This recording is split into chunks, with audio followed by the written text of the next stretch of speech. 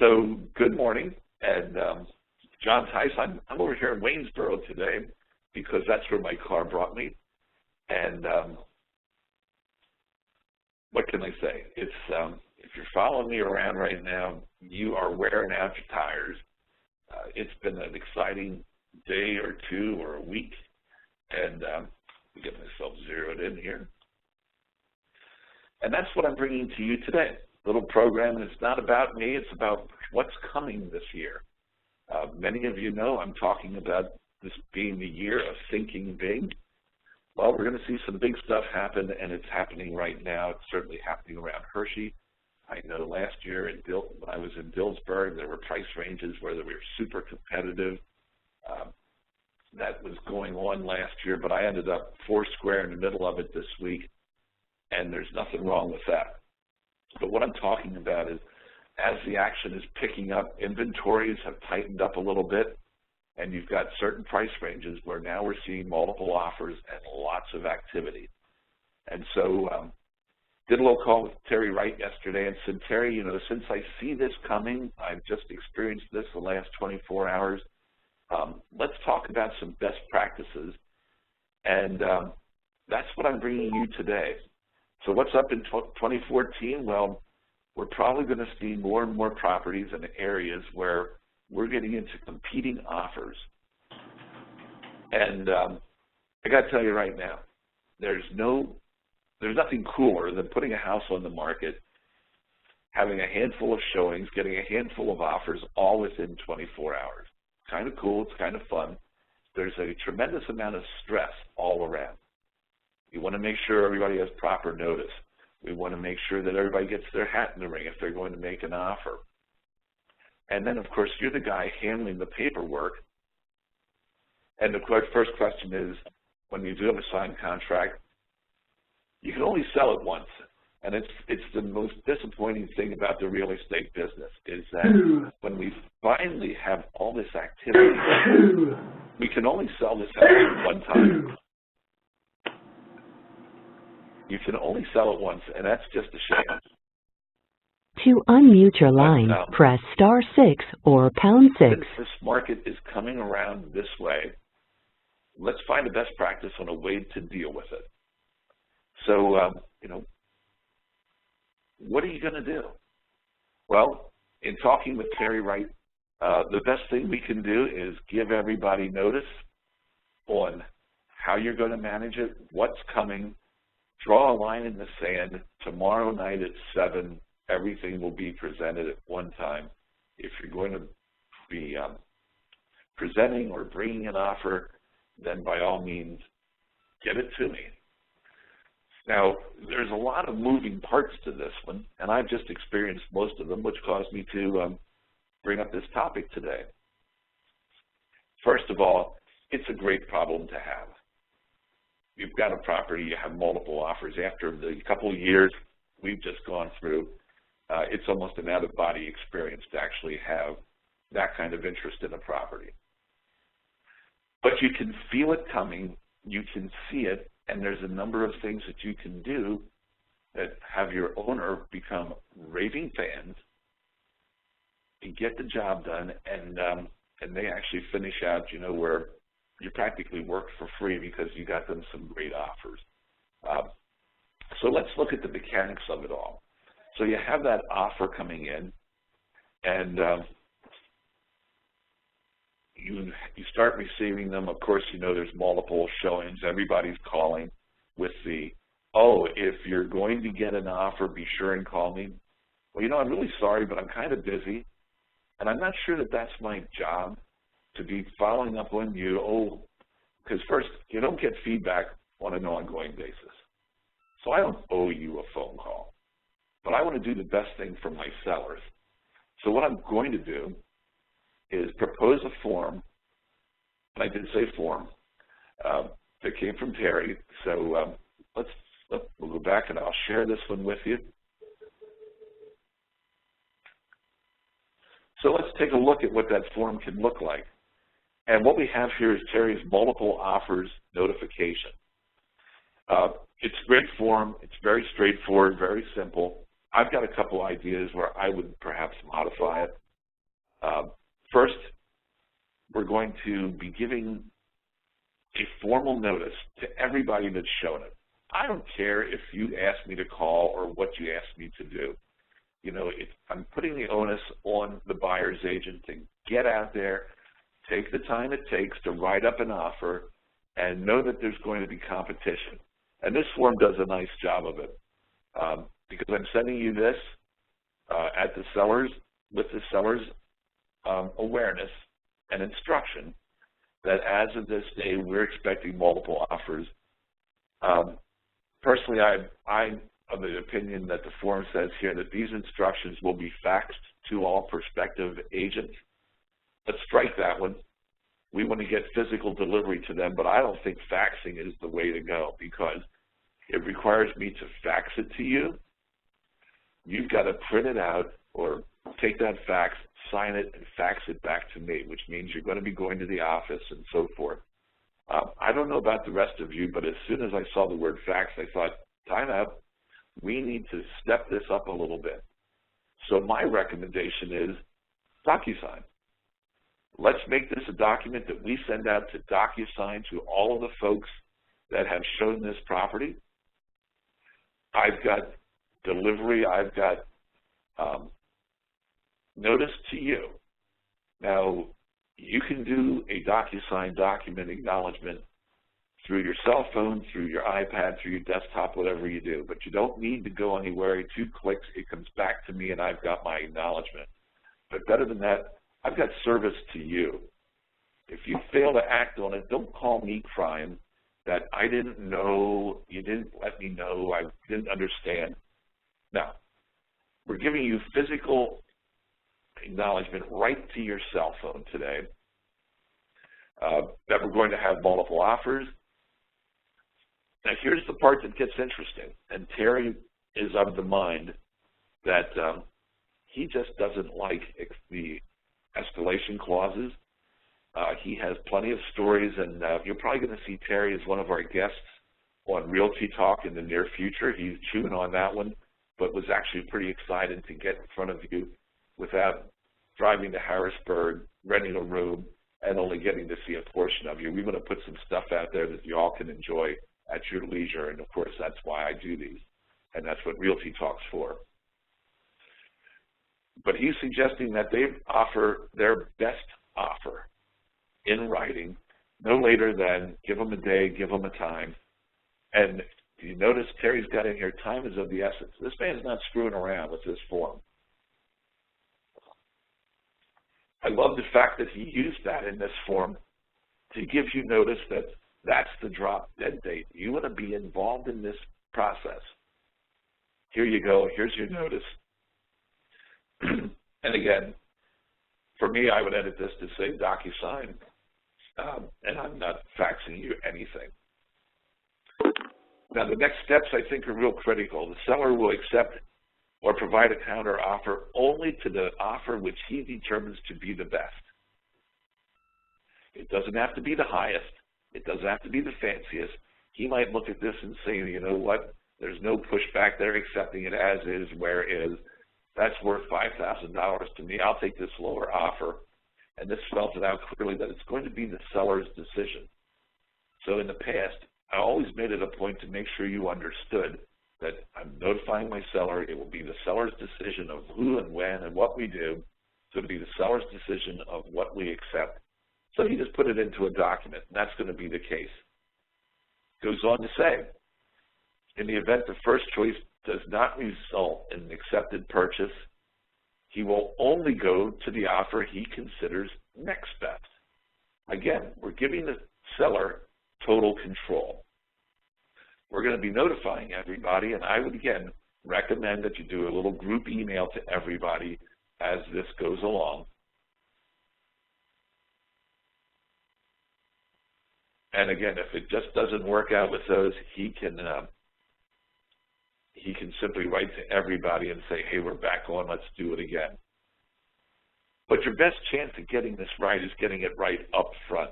We know that those buyers are going to be gone tomorrow. They didn't win. They're going to have their nose out of joint. The second offers that start coming in after the first one doesn't make it may result in lower numbers.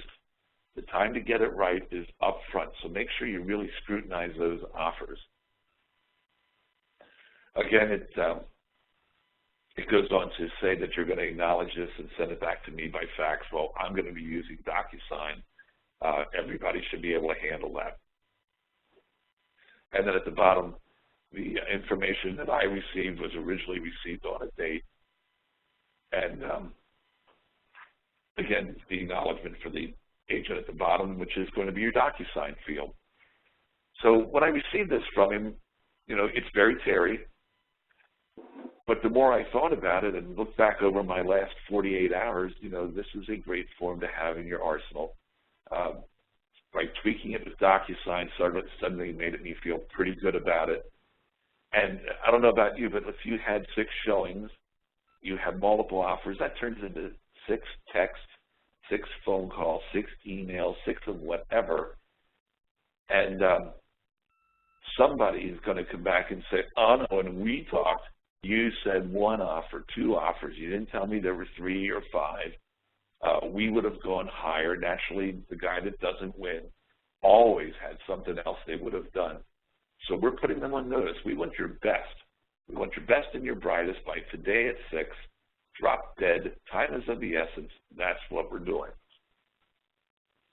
Naturally, this is a 2-part process. So we've given you your notice that this is what's happening and when. Second one we're going to have is the seller's reply to the purchase offer. Now, this is going out to the folks that did, you know, someone's going to get a signed contract.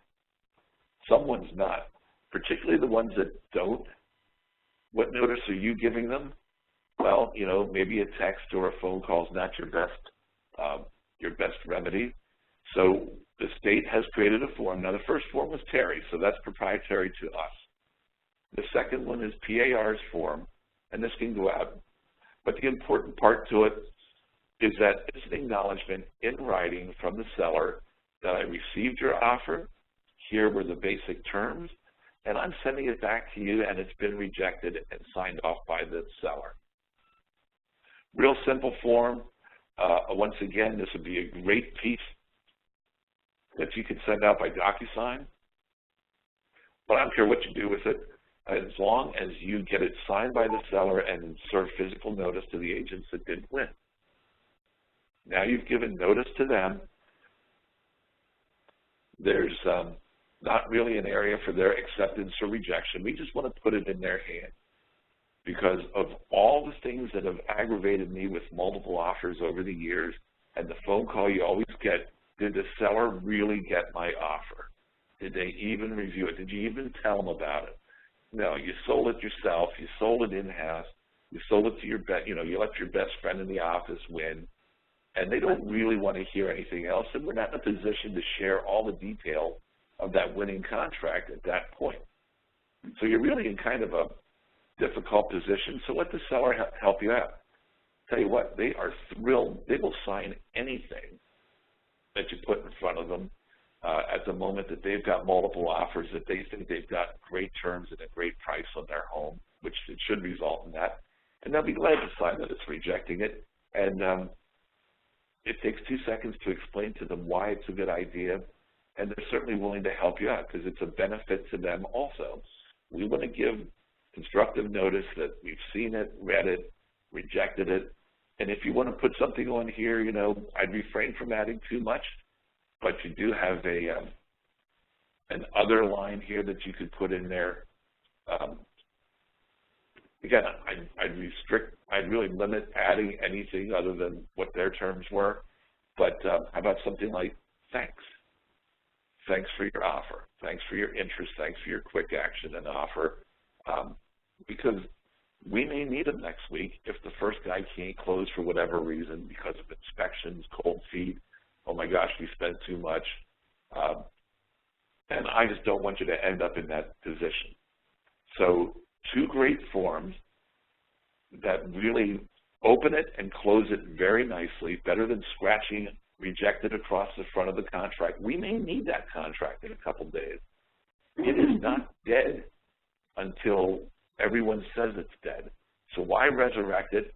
I could easily call you and say, Dave, Would you like to go forward with that second offer? I have your original contract.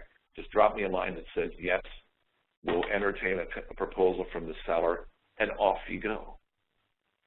Just signing it and sending it back may not be the cool way to go. You do need, because we will have an expiration date in there with most of you out there. One other piece that I'm going to add to this just came through today. And I don't know if you all subscribe to PAR's newsletter. If you don't, I'd recommend that you do. But let's take a look at that one. And today, the Best of the Legal Hotline is coming to you live with me. These things kind of go hand in hand, guys. We have offers, we look at the terms, and sometimes we miss the forest for the trees. So here's what I want you to look at. Today's legal hotline came in, and I thought it dovetailed perfectly into this talk. And that is, when you look at that mortgage contingency, what are you doing with that? And so here in the Best of the Legal Hotline, you've got maximum loan to value as an appraisal contingency. And Jim Goldsmith is recommending to you that you read that carefully, because in here, you talk about a sweetheart deal. What if this had multiple offers going with it, and you picked the first offer that came in at $327? What a great price. And they only needed $177,000 in financing. So we're going to look down the line, and isn't this awesome, and isn't this awesome, and oh, they didn't put an appraisal contingency in this contract. So with that spread, what's to worry? Well, the $327,000 sale price appraised at $225,000. So $100,000 short. Unbelievable, but I know many on your call that will understand that that certainly happens, and it's happening all around us right now. But you got a great deal, and the buyer's agent said, no, at $100,000 less, we're not going forward, and they sent a notice to terminate. Now everybody wants to squabble over the 10 grand that's in deposit. But the part that you missed, depending how quickly that you read the agreement, is that the financing called for an 80% loan to value financing. So they put that in here. Let's see where it went. So 80% of the value of that $227 doesn't hold water. We're certainly coming in lower than 80%. At 177 from the 327, that was only a 55% LTV. So you want to read these things carefully, because you might shoot yourself in the foot with either the way that you did complete the loan clause or the way that you didn't complete the loan clause. So you could back yourself into an appraisal contingency by simply completing or not completing it. So be careful when you have somebody with sizable cash and you want to protect them with an appraisal contingency. It could show up in a different location, like the mortgage clause, that it needs to be 80% of sale price, and I believe that's the way the agreement is drawn. So you could still lose out on this great buyer by the way that's drawn. So at least bring it to the attention of your sellers that there's a second area here that can cause us trouble. We negotiated to this great number, but with this financing clause, we could have issues. I'm just raising it because it's in your inbox today. I hope you take time to read it. This becomes especially critical in so many sales. So let's have an FHA sale. Is FHA financing? They're only putting 3.5% down. That's not a lot of wiggle room at all to have the property appraised short. The seller may be willing to do whatever he wants, but the buyer may not be willing to accept it, even though now he can get it at a lower price. So make sure you read those financing sections carefully, that you consider the variables, and always consider that what would you do if it appraises short? And we've had people walk away from transactions where it appraised short, the seller was willing to accept the lower value, and the buyer got cold feet and said, nope, not going to do it. Now I'm nervous about what the home is truly worth. So it's not that these things don't occur. They occur every day. They just may not have happened to you so far. So make sure that you're paying attention and you're reading all the lines, like I explained to everybody as I try to educate you as I go around. Every line has a value. If it's filled in, there's certainly more to an agreement than just did they check off that little box that allows them to keep or not keep the deposit or be able to go after more funds. There's far more to it than that. Everything has a value. So when you have a buyer that just wants to, well, let's do radon, let's do termites and so forth, if that's important to them, absolutely put them in. But make sure they understand that could be the difference, especially in a competing situation that keeps them from ever getting a house, because there's a value to it. So I'm not suggesting that you don't inspect. I'm not suggesting that you offer more money. I am suggesting that you think about it. Perhaps you want to limit the seller's liability when it comes time for any inspection. This was very popular over the years. I did a lot of FHA work. I was actually very well versed in working with first home buyers because that's our marketplace in Lebanon County. So not everybody, especially a conservative Pennsylvania Dutchman, wants to paint his house, improve it, pay your closing costs, and sell it to you for whatever number just because you want to buy it. But they love when you participate with them. So think this one through. So you're in a competing situation. You'd like to have these inspections because you really want to know what's going on with the house. But you want to limit the risk and liability for the seller and the buyer. So have a conversation with the buyer. Guys, we could offer more money, but we're still leaving all these risky items in the agreement. So think about what you want to do when it comes to those other line items, the home inspection, the water test, the radon, whatever you might need. If you need to have it for your peace of mind, great, have it done. When do you want to do it? Would you like to do it during the course of the transaction so you know what you're buying into? Would you like to do it afterwards? Don't want to do it during the course of the transaction. Great. Let me ask you this. Would you be willing to put $5,000 higher asking price on this, offer $5,000 more so you get your inspections, or would you like to make a real offer that makes sense to you, leave your inspections in, but limit the liability to the seller? So how about for radon, for example? We all know that somewhere $700 to $1,000, you can correct the worst situation out there these days. So why not put something in there that we're having the radon done, it's purely informational, and the buyer will accept the cost of remediation up to $500, $600, $700. There's a lot of numbers out there, guys, that go between nothing and full cost. Maybe the buyer and seller will split it 50-50, that the seller's liability is limited to $500. Now think in terms of that with all of the line items that could be liabilities for them. Suddenly the owner is looking at it and saying, this is a great offer. We actually liked those kids when they came through. They were the nicest people that saw our house. We'd like to help them. And look at this. We don't even get involved until the radon hits $700. My liability might be $100. Might be nothing. Now start applying that to all of the situations.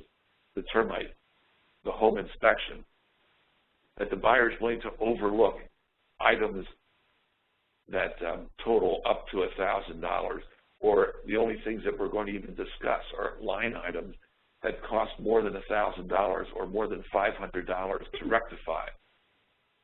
Now you've given them a hard and fast, or at least a stronger bottom line that the seller can work to, and the sellers like working to a bottom line. That's all they ever care about. What's my net? And if you ever sat down with somebody with a VA contract and somebody's thrown every cost at them, where they're Costs are $10,000. They've got $11,000 commission. You know you need to talk fast. But they need to know solidly what is my bottom line. So leave the inspections in, get the things for the buyer, find out what they can live with or won't live with, and like I like to say, what's their threshold of excitement? What are you willing to put into this deal to be on a partnership basis with this seller? I'm willing to work with you. Otherwise, what we're throwing in the seller's lap is, I'm doing an inspection, here's a handful of unknowns. I'm checking for termites, here's another. I'm doing radon, here's another. And you just keep throwing things in their lap that are total unknowns. So when you present that offer, they get to say, well, what could that cost us? Well, I don't really know. Well, I don't really know. Wouldn't it be better to say, well, gosh, they're willing to accept the first $700 for radon. Your exposure in this is probably less than $200. Same thing with the other pieces. We don't know what they're going to be, but they're taking all the Mickey Mouse stuff off the table. So we're only going to be dealing with items that cost more than $1,000 to correct. So the loose doorknob on the screen door isn't coming up. We're only going to be dealing with the major issue with the roof. And even then, we're going to get a second opinion and nail it down for you. So you're giving them a lot more control, but you have the two groups working together. I got to tell you, when you get these win-win situations, you have happy people all around. We've walked away from that a long time ago, and now there's got to be a clear winner. I would ask you to rethink your negotiating skills and create some partnerships wherever you can, even through the paperwork, and I totally believe it's possible, that they're working together to solve this, because at the end of the day, I want to buy and you want to sell, and the agents want to get paid. And if everybody is served and gets what they want out of this transaction, you get paid, you have happy clients, and you get to do it again. If you burn bridges and tick everybody off that's involved because you bled them so badly, they don't recommend you. In fact, they walk around and say bad things about real estate agents. And that's what's going on the last several years, because buyers felt they could come in and take advantage of everybody. The pendulum is quickly moving the other way. I hope this is helpful to you today. I hope you take to heart Terry's forms and use them. I hope you consider that there's more than one way to do everything in this transaction, and that you can look out in that financing clause and protect your buyer, keep the integrity of the deal together, that you can have an informed seller, and that everybody at the end of the day gets what they want. And they thank you for the way you put the deal together, because I love thoughtful paperwork. So that's my pitch for the day, off the soapbox in 28 minutes or less. And I hope that's helpful to you, but I'm telling you, this is real world, this is right now. And if you aren't dealing with this right now, get ready, it's coming. Or at least go get that listing so that you can have this as a problem. But any questions on this, any technique ideas that you need, give me a call, track me down. I'll be glad to help you. And I think this is super timely for us right now. I know last year we could have done this. It would have helped some folks. But right now I think there's a broader audience that you're walking into a 2014 that's going to be busy. It's going to be exciting. And I want you to win. I want you to win if you have the listing. I want you to win if you're bringing the buyer. So let's go make some money, sell some houses, and keep our friends, because we're going to need them on that next listing. Don't go burning those bridges. So this is John Tyson, Waynesboro, signing off. I hope you enjoy this, as we have a nice audience online today. And I look forward to tuning in with you next week, and we'll see what else we pull out of the hat. Thanks. Have a great day, everybody.